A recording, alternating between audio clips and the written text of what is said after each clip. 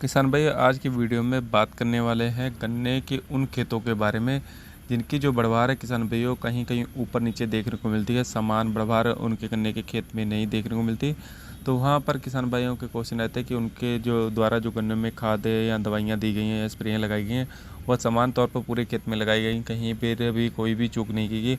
उसके बावजूद भी जो गन्ने के खेत हैं ऊपर नीचे कैसे देखने को मिल रहे हैं। तो ऐसे में हमारे किसान भाइयों को कौन सी ऐसी खाद का प्रयोग करना चाहिए जिससे कि उनके गन्नों के खेतों में समान तौर पर बढ़वार हो सके और अच्छी ग्रोथ की तरफ उनका गन्ने की फसल बढ़ सके। तो किसान भाइयों को आज की इस वीडियो में इसके बारे में संपूर्ण जानकारी दी जाएगी कि हमारे किसान भाई किस प्रकार से अपने गन्ने की खेत की जो बढ़वार है एक समान से कर सकते हैं जिससे कि उनके गन्ने का उत्पादन पर किसी प्रकार का प्रभाव ना पड़े।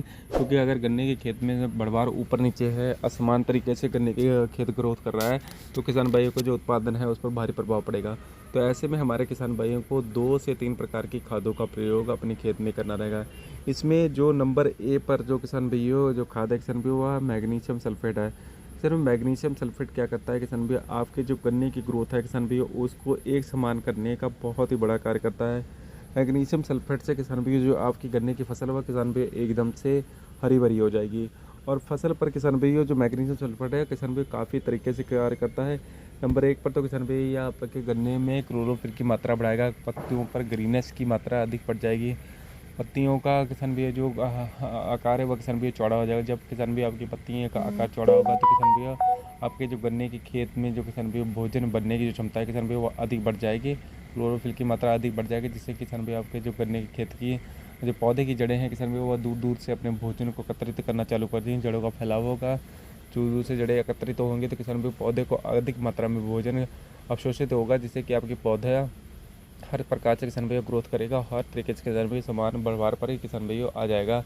और दूसरा भैया मैग्नीशियम सल्फेट में किसान भैया दूसरी सल्फर की मात्रा रहती है। किसान भैया सल्फर से किसान भैया आपके गन्ने को हर प्रकार से फंगस से जो दिक्कत आती है किसान भैया उससे भी किसान भैया लड़ने की क्षमता मिलती है किसान भैया। तो आप मैग्नीशियम सल्फेट का किसान भैया अगर आपके खेत की बढ़वार है किसान भैया ऊपर नीचे हो रही तो किसान भैया आप अपने खेत में ज़रूरी किसान भैया मैग्नीशियम सल्फेट का प्रयोग करें। क्योंकि किसान भैया या जो आपकी फसल है किसान भैया उसको कच्चापन लाने पे किसान भैया उस पर मजबूर कर देता है। कच्चापन आपकी फसल में आ जाएगा, जैसे ही किसान भैया आपकी फसल में कच्चापन और ग्रीनेस आएगी किसान भैया आपकी जो फसल है वो एकदम से ग्रोथ पर आ जाएगी।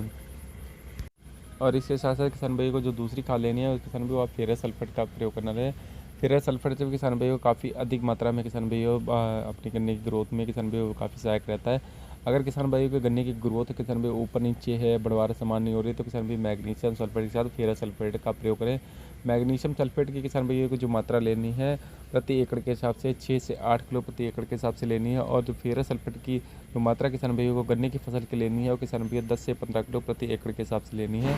और इसके साथ साथ हमारे किसान भैया को 20 से 25 किलो यूरिया का किसान भैया लेकर उसमें तीनों चीज़ों को किसान भैया घोल बनाकर अपने खेत में डलवा देना है।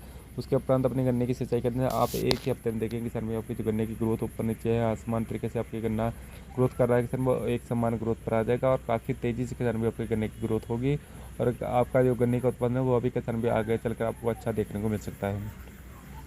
किसान भाई, उम्मीद है वीडियो बताई कि जानकारी आपको अच्छी लगी और वीडियो बताई कि जानकारी आपको अच्छी लगी कृपया हमारी यूट्यूब चैनल को जरूर सब्सक्राइब कीजिएगा और वीडियो को लाइक करना ना भूलें। धन्यवाद।